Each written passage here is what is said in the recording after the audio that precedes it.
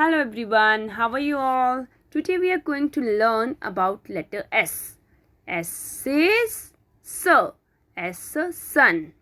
Let's learn the story first. One day, Sita and her sister were planning to go for a picnic. Sita was sitting near a sofa and was packing her suitcase. She kept a skirt, pair of socks, soap and skates in the suitcase. Her brother Smear was standing outside. He was looking at the shining stars in the sky.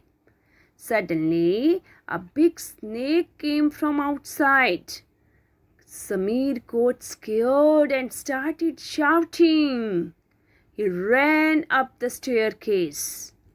Now let's recognize pictures related to letter S. S stairs, S snake, S scooter, S skates, S skirt, S socks, S soap, S suitcase, S sofa, S star, S sun. Twinkle, twinkle, shining star, how I wonder what you are. Twinkle, twinkle, shining star, how I wonder what you are.